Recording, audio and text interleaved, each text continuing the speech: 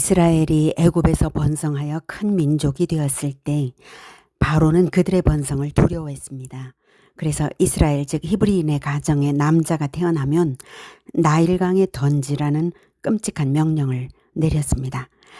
그 절망적인 시대에 한 아이가 태어납니다. 히브리 민족 레위 가문, 아므람과 요게벳 사이에서 태어난 아들, 형은 아론, 누나는 미리암이었습니다. 엄마 요게벳은 석 달 동안 아이를 숨겼습니다. 그러나 더는 숨길 수 없게 되었을 때 그녀는 결단합니다. 갈대 상자를 가져다가 물이 들지 않도록 역청과 나무 진을 칠하고 아기를 그 안에 넣어 나일강으로 갑니다. 애굽 여인들이 목욕하는 곳, 거기서라면 아기를 사랑할 애굽 여인을 만나게 될지도 모릅니다. 히브리 가정에서는 안 됩니다. 그렇게 만남을 섭리하실 하나님을 의지하며 부디 선한 애굽 여인에게 발견되도록 아기 바구니는 기원을 싣고 갈대 사이에 두어집니다. 그리고 누나 미리암은 멀찍이서 지켜봅니다. 하나님의 손길이 어떻게 움직이시는지 소녀는 조용히 지켜봅니다. 그때 바로의 딸이 목욕하러 내려옵니다. 신생 남아 살해 명령을 한 바로 그 애굽 왕의 딸입니다. 갈대 사이에 상자를 발견하고 열어보니 아기가 울고 있습니다. 히브리 사람의 아기로다. 애굽 왕의 딸이 히브리인의 아기를 어떻게 할까요? 긴장이 감도는 그 순간을 위해 하나님의 섭리는 가장 적절한 마음을 준비해 두셨습니다. 그녀는 아기를 불쌍히 여겼습니다. 이 순간에 애굽 왕의 딸이 선량한 마음으로 히브리 아기를 안고 있습니다. 사람이 계산할 수 없는 타이밍, 그것은 하나님의 손길입니다. 그 순간 미리암은 달려나갑니다. 히브리 여인 중에서 유모를 불러다가 젖을 먹이게 하리까? 공주의 마음을 읽고 때를 놓치지 않고 하나님의 흐름에 정확히 맞춘 용기였습니다. 그 유모가 누구입니까? 아이의 어머니 요게벳이었습니다. 요게벳은 삭슬 받으며 자기 아들을 양육합니다. 하나님의 일하심은 항상 가장 좋게 완성됩니다. 모세는 어머니 품에서 자기 민족의 정체성과 여호와 신앙을 배웠습니다. 그리고 자라서 바로의 궁에서 최고의 교육을 받습니다. 광야의 지도자가 될 사람에게 필요한 모든 준비가 이미 시작되고 있었습니다. 수많은 신생 남아가 살해당했지만 하나님은 그의 구원 역사에 쓰실 한 아기를 살리셨습니다. 오히려 원수의 궁에서 가장 안전한 보금자리를 삼으셨습니다. 그러나 모세는 아직 준비되지 않았습니다. 장성한 후 히브리 형제가 학대받는 것을 보고 혈기왕성한 정의감으로 애굽 사람을 쳐 죽입니다. 기도하지 않았습니다. 하나님의 때를 묻지도 않았습니다. 의도가 정의롭다면 방법도 정의로워야 합니다. 하나님의 방법이 아니면 죄가 됩니다. 다음 날 동족 히브리인에게 들은 말이 모세를 무너뜨립니다. 누가 너를 우리를 다스리는 자와 재판관으로 삼았느냐? 지도력은 하나님의 부르심에서 나와야 합니다.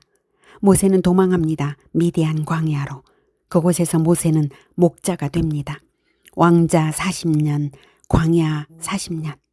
광야에서 그는 기적을 경험하지 않습니다. 훈련을 받습니다.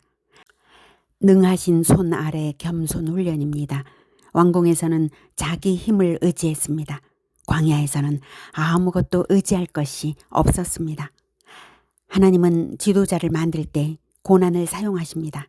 먼저는 겸손히 몸에 익어야 합니다. 한편 애굽에서는 이스라엘이 탄식하며 부르짖습니다. 그리고 성경은 말합니다. 하나님이 그들의 고통 소리를 들으시고 아브라함과 이삭과 야곱에게 세운 언약을 기억하셨다.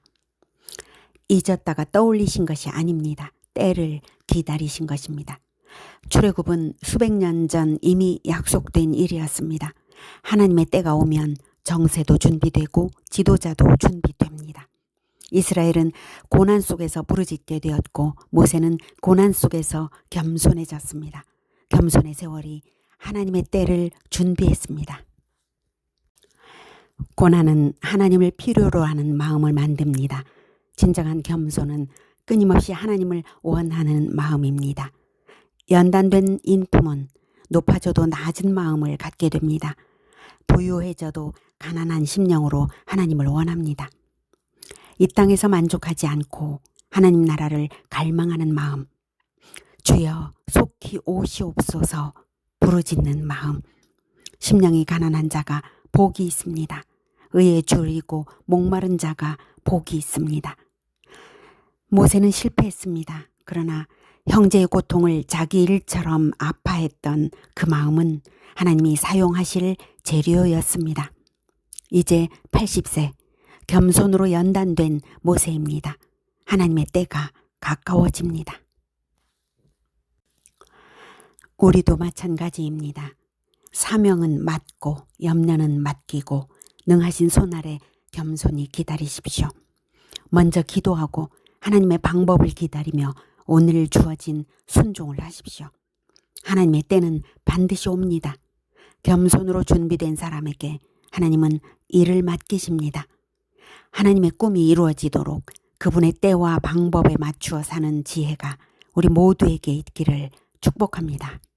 아멘.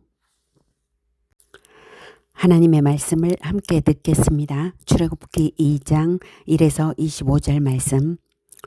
레위 가족 중 한 사람이 가서 레위 여자에게 장가들어 그 여자가 임신하여 아들을 낳으니 그가 잘생긴 것을 보고 3달 동안 그를 숨겼으나 더 숨길 수 없게 되매 그를 위하여 갈대 상자를 가져다가 역청과 나무진을 칠하고 아기를 거기 담아 나일강과 갈대 사이에 두고 그의 누이가 어떻게 되는지를 알려고 멀리 섰더니 바로의 딸이 목욕하러 나일강으로 내려오고 시녀들은 나일강가를 거닐 때에 그가 갈대 사이에 상자를 보고 시녀를 보내어 가져다가 열고 그 아기를 보니 아기가 우는지라 그가 그를 불쌍히 여겨 이르되 이는 히브리 사람의 아기로다.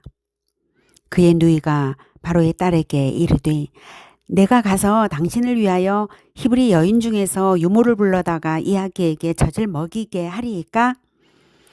바로의 딸이 그에게 이르되 가라 하매 소녀가 가서 그 아기의 어머니를 불러오니 바로의 딸이 그에게 이르되 이 아기를 데려다가 나를 위하여 젖을 먹이라. 내가 그 삭슬 주리라. 여인이 아기를 데려다가 젖을 먹이더니 그 아기가 자라매 바로의 딸에게로 데려가니 그가 그의 아들이 되니라. 그가 그의 이름을 모세라 하여 이르되 이는 내가 그를 물에서 건져내었음이라 하였더라. 모세가 장성한 후에 한 번은 자기 형제들에게 나가서 그들이 고되게 노동하는 것을 보더니 어떤 애굽 사람이 한 히브리 사람 곧 자기 형제를 치는 것을 본지라 좌우를 살펴 사람이 없음을 보고 그 애굽 사람을 쳐 죽여 모래 속에 감추니라. 이튿날 다시 나가니 두 히브리 사람이 서로 싸우는지라 그 잘못한 사람에게 이르되 네가 어찌하여 동포를 치느냐 하매 그가 이르되 누가 너를 우리를 다스리는 자와 재판관으로 삼았느냐?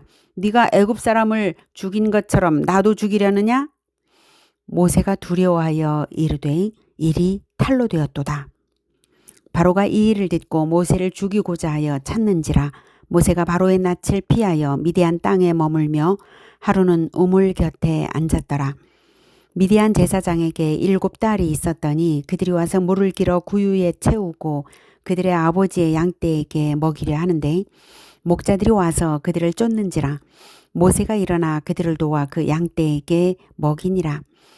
그들의 아버지 르우엘에게 이를 때에 아버지가 이르되 너희가 오늘은 어찌하여 이같이 속히 돌아오느냐?